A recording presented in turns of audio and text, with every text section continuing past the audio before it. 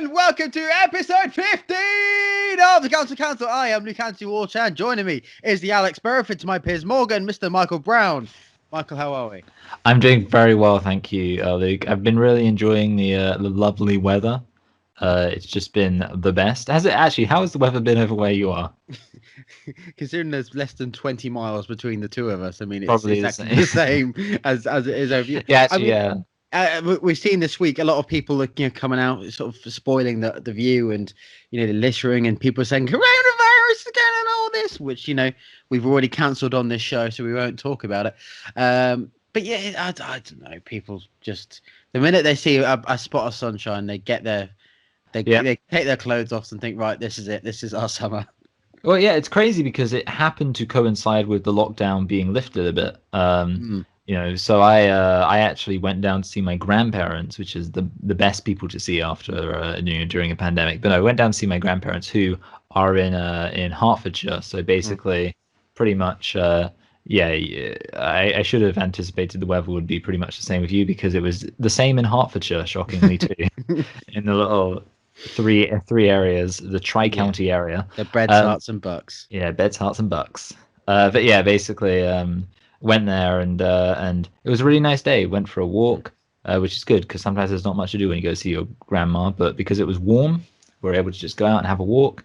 And then it's just continued to be pretty lovely. I mean, it's kind of getting a bit grey now over here. Again, I feel like cloud patterns might vary, but still. It's nice.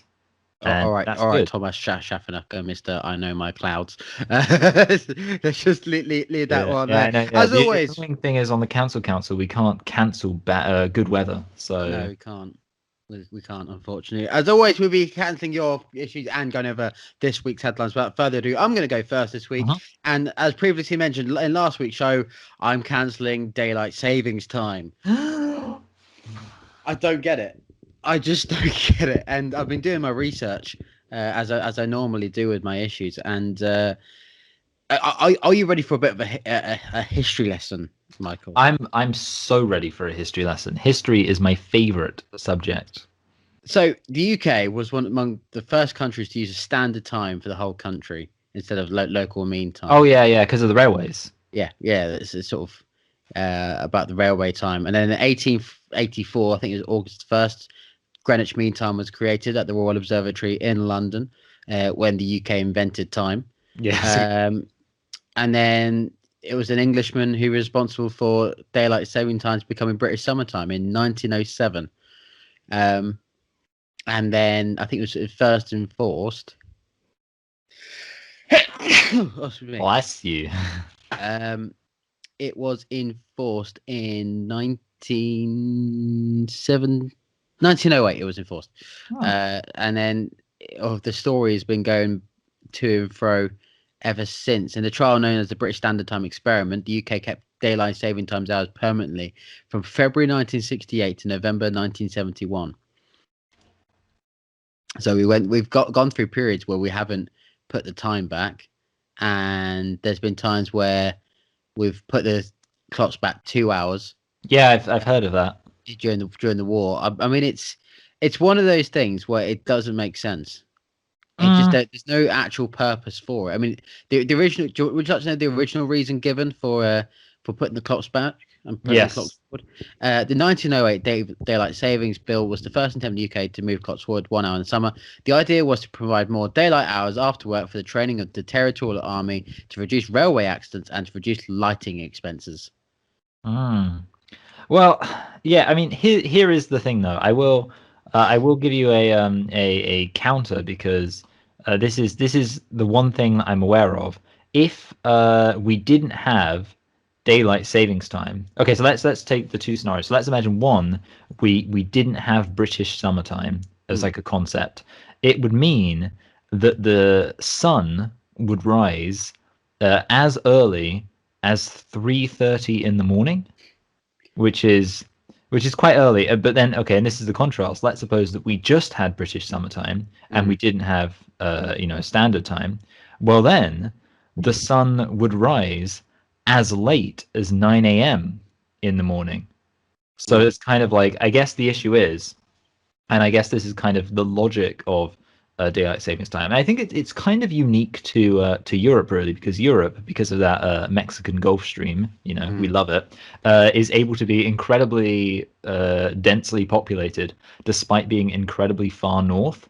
So mm, it means that, because obviously, as you know, in on the equator, it's literally just sunrise at 6, sunset at 6, all mm, throughout the year, because they're just in the middle. But us, like obviously, the further north you go, the longer the days get, and obviously above the Arctic Circle, it literally stays daylight for more than 24 hours in mm, the middle of the summer. But yeah, it's kind of like this radical situation, and it is a bit weird because I do think like it is kind of like, well, if the sun rises at 9 a.m. in the winter, that feels quite late. So maybe mm, it's like, oh, you put the clocks back and it's 8 a.m. And then at the same time, it's like, well, if the sun rises at 3:30 in the morning in the summer, that feels kind of early. So it's like, oh, you put the clocks forward and then it's at 4:30 a.m., which is way more reasonable. I will say this, okay, this is the one thing which I've always thought about, because obviously with daylight savings time, when you get that extra hour in the autumn, that is really nice. Like getting that, when you're kind of lying there, and let's say it's just reached 12, and then maybe you can't get to sleep, and it's been an hour, and you check your clock, and it's 12 again. Oh, it's like you got a free hour out of nowhere. Of course, the issue is, and the controversy, and why I think it definitely makes sense to cancel daylight savings time at this time rather than another time, is that this is when we lose an hour, which is of course the much more inferior situation. Nobody wants to look at their clock, think it's going to be 1 a.m., and then realize it's actually 2 a.m. But I do have a counter, and this is my genuine belief. What we should do is we should keep it, but instead we should lose an hour during the working day, because that way it's kind of like everyone would be excited for it. Everyone would be like, yeah, it's daylight savings time. It's finally, we like this day, I've got to go to work from 9 to 5, but effectively it's like going to work from 9 to 4, because I lose that hour, of course, knowing like Amazon will probably be like, okay, that hour's your lunch break. You lost that.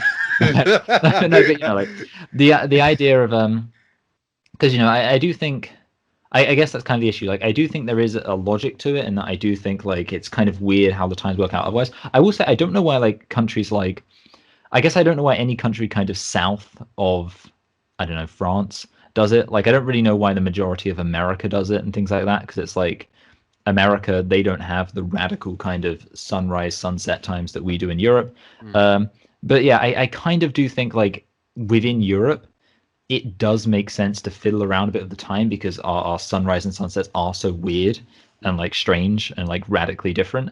Um, and yeah, so I guess what I'd say is that I don't think I can cancel it, because I do think that I do think it has a purpose, and I also do enjoy that getting that extra hour in the autumn. But I would say the one thing which I think would make it perfect, and the one thing that would solve everything, is if instead when we lost the hour, it happened during the day, because I don't like, like I think on Friday we should lose the hour on Friday, like during the day. So it'll be like, oh, it's Friday, and then think about it that way. You get Saturday night and Sunday night, well, Friday night, Saturday night, and Sunday night to recover before Monday. You lose the hour on Friday, and there'd be like a rule which says like, if let's say you work like an hourly job, like hourly wage, you mm. still get that hour. Like it's like, so it'll be like a little treat, and that way people will be like, oh, actually, that's what I think should happen. So I guess like I think daylight savings time could be handled better. If I was in charge, if I was prime minister. But I do think even as flawed as it is, there's still like swings and roundabouts to it where it is kind of enjoyable. Even though you've got that lost hour, you get that gained hour. Even though you've got like the clocks changing and stuff, at least you do get that moment of like, oh look, it's suddenly really bright in the evenings. Mm. Oh, it's 6 a.m. Oh, sorry, 6 p.m. But it feels like it's 5 p.m. Ah. So with that said, I'm afraid I can't cancel it, Luke. I have another proposition for that. I mean, Okay. like we live in a world and with a calendar where every 4 years we have a leap day. Okay, yeah, I thought We that too. and I'm trying to think off the top of my head other sort of things in life that we just live with and accept and just move on. Mm. So surely just by having one time across the world, obviously you can have time zones. That we're not discussing that, but just have one time, Yeah. and it's just something that we deal with. Why can't we process that as human beings? See, I don't know. Yeah, it's a weird thing. I guess the thing is, like, I feel like what you might end up with is a situation where, like, naturally people would, I guess, like, adjust to it maybe naturally. So it would be like, even, people would start waking up earlier in the summer anyway if Mm, like the sun is rising so early. So yeah, I'm not sure. I mean, I do think at the end of the day, it is kind of like, I guess like Canada as well can get in on it, but I feel like it's mostly just it should just be a northern thing. I mean, I don't think there are that many southern countries which, like south of the equator countries where it even gets like extreme enough to justify it. But yeah, I mean, I do think like I I think it would be good if in terms of simplicity, like every single country went on to daylight savings time. mm, Every single country that does it went on at the exact same time, because it is a bit like, I do know that, like, I'm sure England goes onto it at one time, and then probably like Norway goes onto it at a different time, and Germany mm, goes onto it at a different time, and it is a bit like, we should probably just have it. But yeah, I think honestly, as long as if it was like consistent in terms of when it started and ended, I think that would be simple enough, I think, and therefore I wouldn't necessarily mind the complications. I do think it is, yeah, kind of silly with time zones already being kind of confusing. Got to be like, okay, so there, and like, especially with, I mean, obviously we both do our radio things, and sometimes we mm, have to interview people from, different countries, mm. whether it's like Canada or wherever else. So with that said, you've always got to think like, okay, I've got to arrange this time. Where should I arrange this time? And then, of course, around this time, you might find out, oh, you think that you're going to be cooling, that they're 5 hours behind you. Actually, they're Mm, 4 hours behind you. So yeah, I think that complication is annoying. But I think it would be, I guess it would be simple enough if everyone was just consistent with it. mm. Uh, so yeah, and maybe we should have a little holiday around it too, just to make sure everyone remembers. Like, it should be called Daylight Savings Day, and I'm the rule should be you stay out for as long as possible into the evening. Yeah, I mean, isn't that a thought during these COVID times? I mean, of course, 10 years ago we had a government bill discussing a single double summertime where the local time is 1 hour ahead of Greenwich Mean Time during the winter and 2 hours in the summer. Yeah, Which, considering, as we said before, it literally the UK invented time, and Greenwich Mean Time, the G does remember Greenwich in London being an hour ahead of that line that we already own is a bit stupid. But yeah, exactly. But like Spain are weird. Spain are an hour ahead of us, but they're like behind us on the globe. Like, yeah. it's crazy. I heard that was because of Napoleon. Bloody Napoleon ruins everything. But Portugal's on the same time as us, and also Mm. Portugal, the oldest contiguous political alliance in the world, is actually between Portugal and the UK, or England, I guess. There's a Oh, fact for you. It was something like yeah, in like the that's a 13 in like the 1300s, I think, during like the Reconquista, when they were kicking out the Moors, yeah. like they signed like a treaty saying that was like an alliance, Mm. and that alliance is still in force today, which is weird because they haven't really fought alongside us in that many things. Like, you don't really think of like Portugal as being like the UK's strongest ally, so it's a bit of just a technicality. But when it comes to time zones, they're our ally. Mm. I mean, I went to Tenerife Portugal two ally. years ago, in the Canary Islands, and they again also operate on our time zone. So Hmm. I do like going on holiday when you don't have to worry about time. Yeah. I Although mean, actually, I'll say I like going to. So one time I flew to Holland, mm, and what was great is that when we flew back, we actually arrived before we left. If you get what I'm saying, because yeah, it was yeah, like it was yeah, like 5 when we arrived, and then it was like 5 when we got back. Or yeah, like 5:30 we got back, because it was like a 30-minute plane. Well, yeah. that was good. That Flying that across that time was zones. good.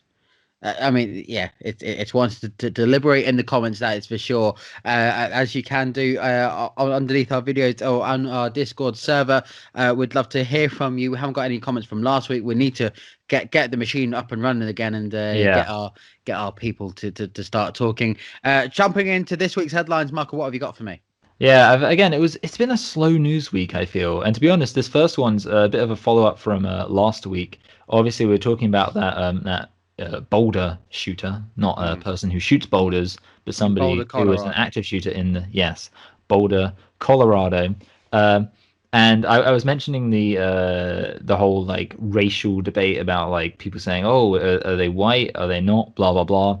Um, and apparently, this is from Newsweek. Hmm. Twitter says calling Boulder shooter a white Christian terrorist is okay.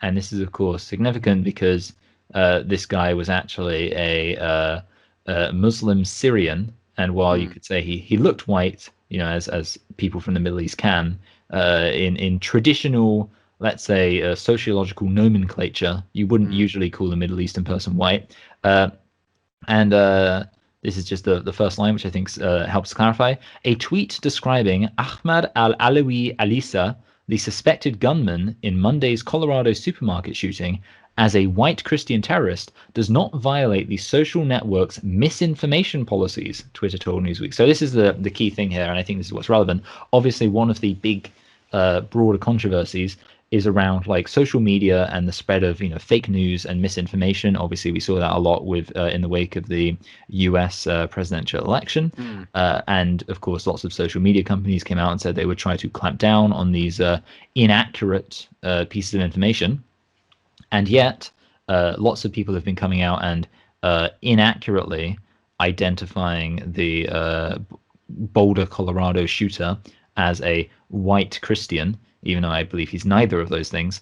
Uh, and Twitter have said that doesn't count as misinformation. So I guess there's a concern here, which is that if social media is going to say that they're going to clamp down on misinformation, but then be inconsistent about it, Mm. does that really achieve anything? What do you think?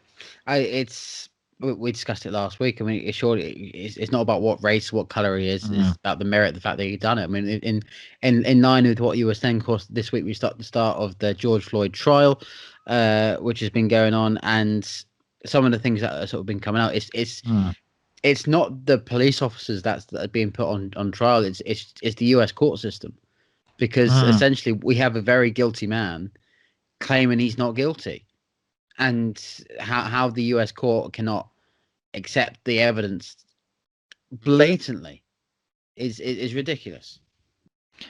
Yeah, no, yeah, I agree. I mean, it does show that the United States, when it comes to their racial issues, it's filled with a lot of I guess, let's say, alternative realities in people's heads. Mm.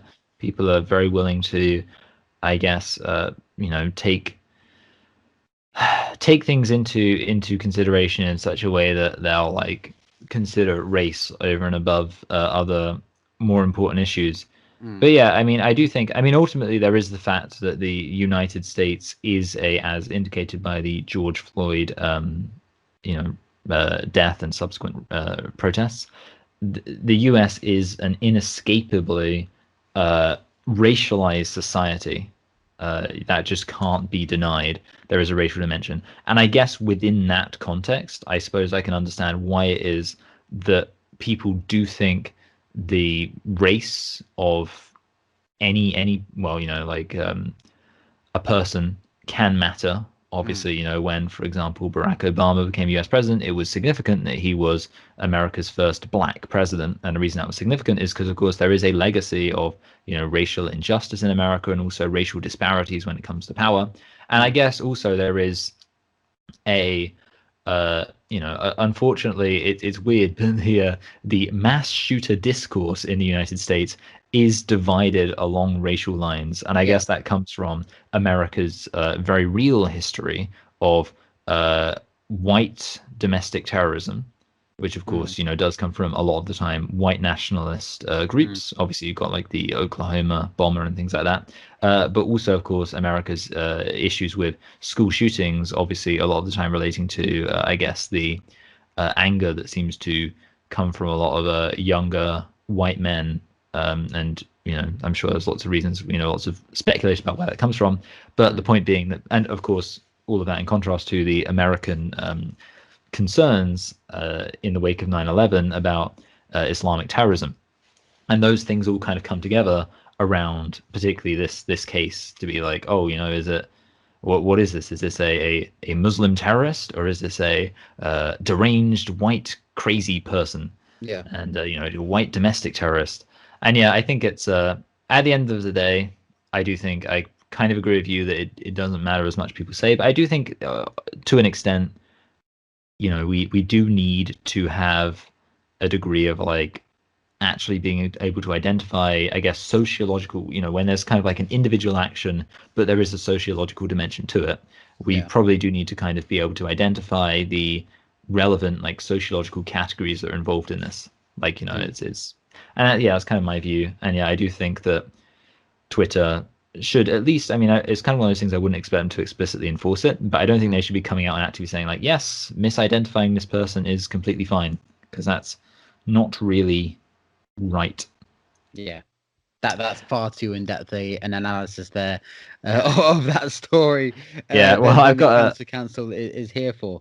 I've got a much a slightly more fun one. Um, this is from Trib Live. Mm. Uh, Pagan woman sues Pleasant Hills Panera over religious discrimination, and here's the story. Let's see.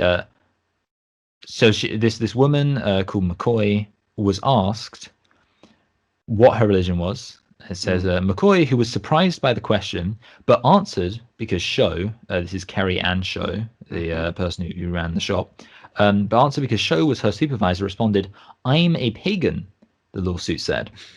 Show made a face and immediately said, "You're going to hell," the lawsuit said.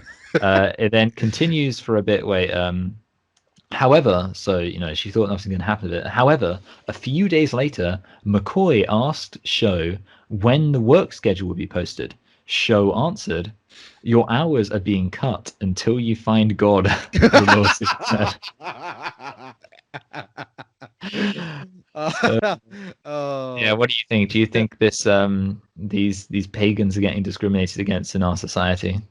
the Lord God Almighty, the administrator of admin work across Yeah, the land. across the world of baking bread.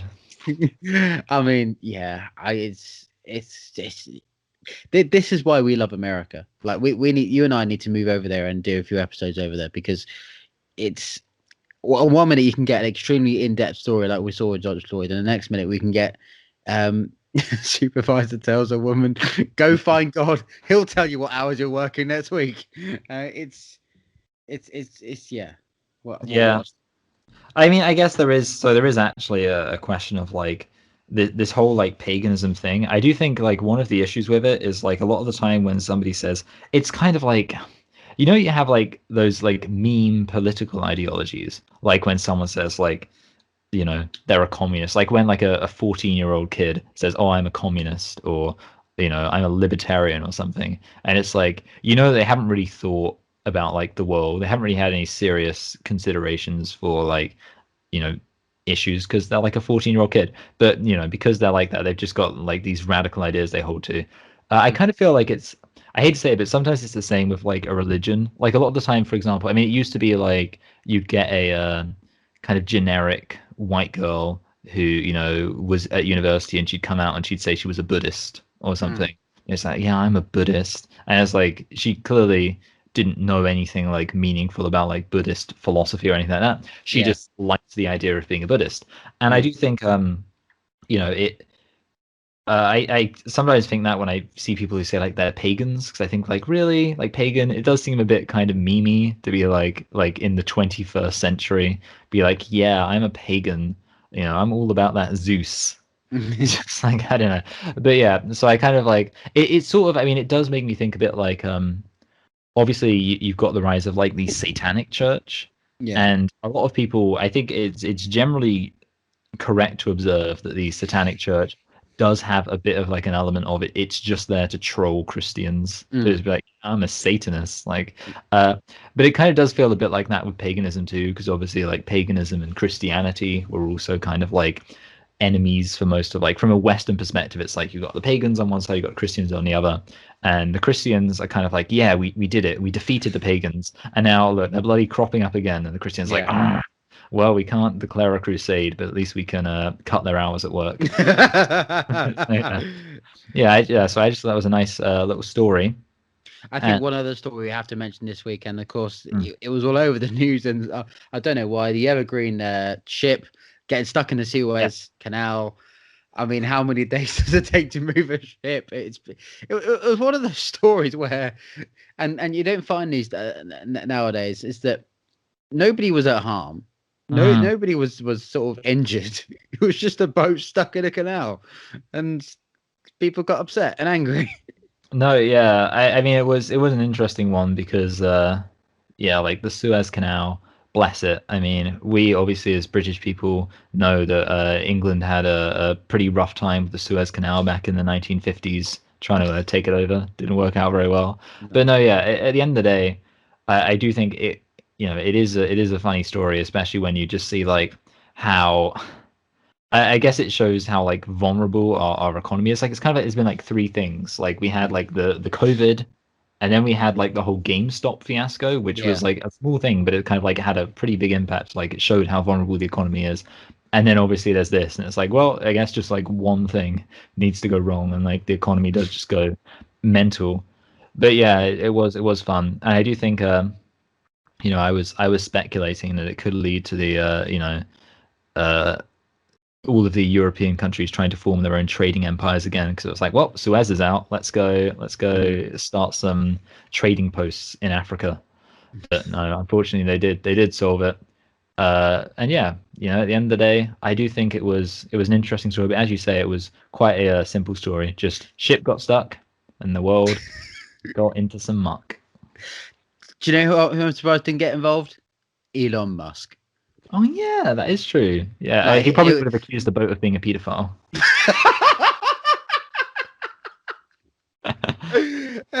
That's all he does. Uh, no, yeah, yeah, it is surprising. You would have thought he'd be like, I know. How about instead of you know, going through Suez, just go through Mars. Like eventually in the future, we'll have like space elevators that go up to Mars and then they go back down. So it'd be like instead the of Earth is flat, Michael. The Earth oh is sorry, flat. We're yeah, gonna fall off. hmm, that's not a bad idea actually. We can just like just rather than going like across the ground, just kind of like hang from the dome that goes over the like the Earth, just like shoot up to the dome, grab on, and just go over. Oh yeah, it's fun. But yeah, I mean, we love canals. They just make things so much easier, don't they? Mm. And it's just like, you know, they might build a new canal in Nicaragua to compete with Panama. I heard that. So, but you know, I mean, don't. I guess that's what they probably need actually. Like, they should probably just have more than one canal. Like, that's not a bad idea. Just having like one fault line for like, or, you know, like one point of failure for the entirety of like transcontinental shipping just seems like a bit of a design flaw. Just, you know, make another one. Anyway, What uh, else? a final bit of news, and this is a fun one, also from the United States, because that's the main place I get. Well, I mean, to be fair, it's either international. Nothing happens in the UK that's interesting nowadays. Oakland to give low-income residents $500 a month, no strings attached. Now that sounds good, doesn't it? This is from CBS News. Mm. However, no strings attached, but apparently it says. Oh, and actually, participants will be randomly selected from a pool of applicants who meet the eligibility requirements. And do you want to know what the eligibility requirement is? Local people of color only. Oakland's project is significant because it is one of the largest efforts in the US so far, targeting up to 200 families, and it is the first program to limit participation strictly to Black, Indigenous, and people of color communities. So here's the issue, okay? Oh, here's the big question. Is this the right move to have a thing where you say that that the, you know, funding is only going to be given to people who are non-white, basically explicitly excluding whites? And it says actually, and this is the thing, it says the reason white households in Oakland on average make about 3 times as much annually as black households, according to the Oakland Equality Index. But it seems kind of weird because if like the argument is that white people make more money, then I would think, why don't you just have an economic cap, and that way you can exclude all of, like, nobody's suggesting like rich white people should get this. But I do think, you know, and this something I grow concerned about, and I've thought about, you know, in general, like I was going to say in the wake of BLM, but I think just in general, is I do worry that moves towards kind of redistributive justice along racial lines can often make it more difficult to achieve redistributive justice along economic lines, because it is a bit like, obviously things like this are exactly why like people like Donald Trump ended up in power. Like basically, if when you've got like this city saying like, oh, you know, if you're a white working class person, we literally don't care about you at all. Well, it's pretty obvious why somebody like Donald Trump, with a massive populist message, was able to win huge amounts of support from white, white working class people. So, what do you think? Do you think this is a fair or barely fair? It seems like a very strange social experiment, doesn't it? I Mm. mean, it's like it's well, Oakland, California. I've got You some know, dental floss in my teeth. I'm going to be trying to pull it out while you're talking. um, I don't know. I mean, like, I don't know what else they want to achieve out of this, but Yeah, I do think like the thing is, I think there's like two questions. There's kind of like the question of, is it morally okay? And then there's the question of, is it like politically a good idea? And it's kind of like, when it comes to, is it morally okay? I think you could make an argument of like, obviously black people undeniably in the United States have been historically disadvantaged in a very real way. And therefore, you know, like the idea of kind of reparations, as you know, they're often called, does make sense. But I think, yeah, the bigger question is like, politically, is this a good idea? And from that perspective, I always think like, I don't know, if you're literally going to be like dividing people along racial lines, kind of just making white working class people who are always going to be important in the United States for achieving like justice for the broad number of people, dividing them. It seems like politically it's just not good optics. But yeah, I do think it's interesting. And I guess, I mean, the thing is, obviously Oakland is, I think, quite like a radical kind of like city. Obviously, as you yeah, pointed out, it's in California. I guess it's kind of like we've mentioned how Florida is like the crazy part of California, of America, sorry, but I kind of yeah, like think it's almost like you got that thing where it's like kind of they talk about like radical neutral, like radical chaos and things like true neutral. Like they've got the kind of like alignments. I feel like in America, you've got like the three crazy states. You've got Texas, which is crazy right wing, yeah, California, crazy left wing, Wing. Florida, crazy neutral. Yeah. So like They balance each other out, even though they're spaced out quite far apart along Mm. the south coast of Yeah. America. So I guess what we need now is for Texas to come out and say, we're going to give money to white people only.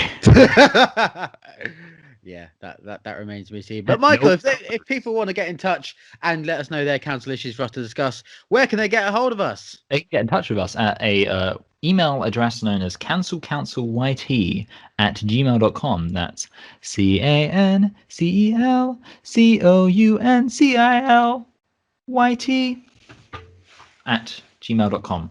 And where else can they get in touch with us, Luke? They can also find us on Twitter, Instagram, and Facebook at Council YT. That is CANCELCOUNCILYT. Come and drop your comments, and we'll be able to feature them on next week's show. Michael, what's your council issue for the week? Gonna be a big one. It is nutrition.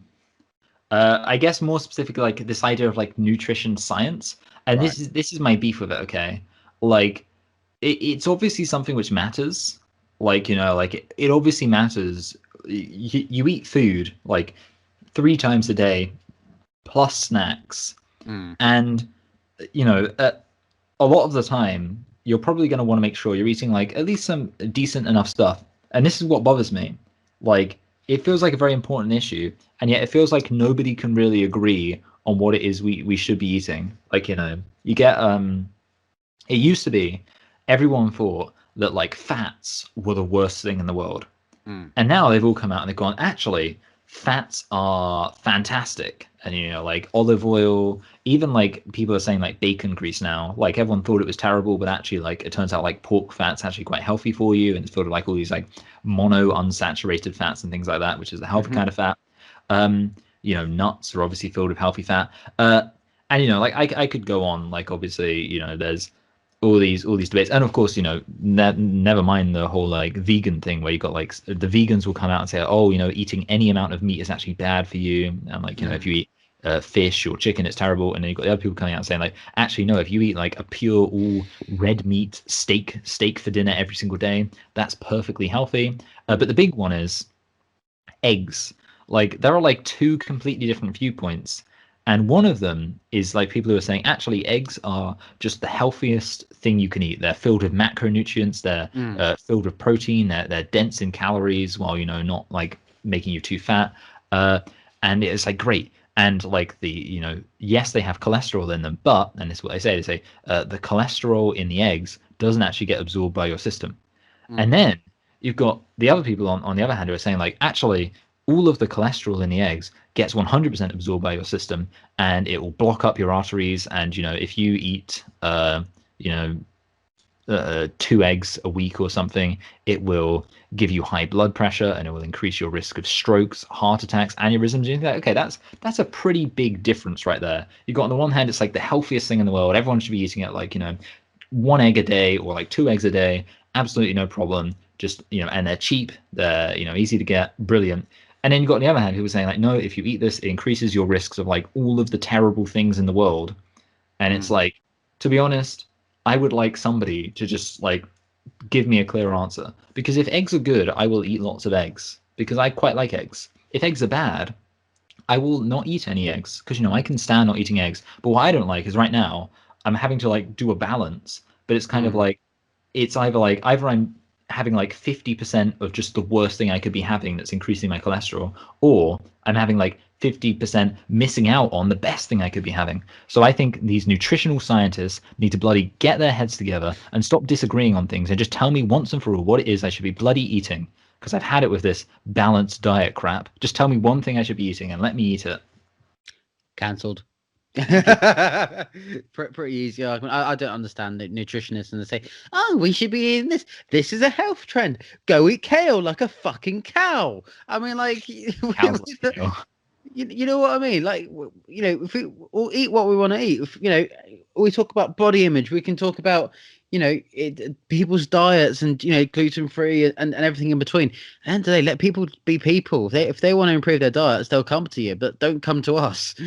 Yeah, no, yeah, and that's the thing. Like at the end of the day, I feel like a lot of these people, and also let's not get into the whole like money behind it. I mean, of course, the big sugar were like the funders of the whole like fat is the evil thing, because they didn't want anyone to find out that actually sugars, shockingly, refined sugar is actually the bad thing. Who could have guessed? But yeah, like so, like the people came out like, yeah, sugar's fine. Obviously, I think like the dairy industry kind of like funded the whole idea of the food pyramid, because it turns out you can just not eat dairy. Like you can, if you enjoy dairy, like have at it, but you actually don't need to consume any dairy at all, and you'll still be perfectly healthy, because like there's nothing really in dairy that you need. Like people talk about calcium, but like apparently we get way more calcium than like we actually like need, because but yeah, basically that's the thing. Like a lot of it's funded by like big business too, so it's kind of like they're not even, I guess they're just like the worst science, because it's kind of like other scientists, it's like they actually seem to care about like finding the truth. Nutritionists, it just seems like they're a bunch of paid hacks having arguments about nothing. Like you got like physicists are working out what discovered, what created the universe, and now and meanwhile nutritionists can't agree on whether or not like beans are good for you. It's like, come on, sort it out. Yeah. And yeah, I pretty much agree with you. That's like at this point, and yeah, it's annoying because really it's like a balanced diet's pretty much where it's at. Just like hedge your bets. It's like and that's why I do find it weird. Actually, that's the other thing. I find it weird the people who do get on like massive diet trends, but it's like they'll like say it's the healthiest thing in the world, and it's like, how can you know that? Like we don't know. Like people will say like, oh, yeah, if you completely drop all carbohydrates and just eat like meat and veg, and that's it, then you'll be completely healthy. And it's like, how do you know that? Like, like I mean, I agree. There's like probably like some evidence that just eating like, I don't know, a massive thing of chips for every single meal is probably not a good idea. But like the idea that like you'll only be healthy if you have no carbs at all is just so silly. And it's like, yeah, it's like the confidence people have of just being like, yeah, it turns out that I know the one perfect way to eat healthy. And it's like, no, you don't. Anyway, so yeah, good. Cancelled. Least said that, the better. That is for sure. If you want to have your council issues discussed, as we said before, you can come and email us councilcancelYT@gmail.com. That is CANCELCOUNCIL@gmail.com. Michael, we need to get graphics and jingles for this in future episodes of the Council. Yeah. You need to get on it, boy. We need like one of those sooner little rather than text, later. like text along the bottom. We where it's do, like and then we can do pointing things. Just or like pictures of our head, like ding, ding, kawaii. ding, ding, ding, ding, ding. No, it has to be like the K-pop, like sort of. Aye! Yeah. Yeah, I remember that. That wasn't racist at all. And you can come check us out on social media at CancelYT on Twitter, Instagram, and Facebook. That is CANCELCOUNCIL YT. Come check us out, and we'll consider your comments, and we'll read them out next week. Until then, I have been Luke Angeorge. That has been Michael Brown. We'll see you next week for the Council. Back at ya. I was doing a really long build up for that.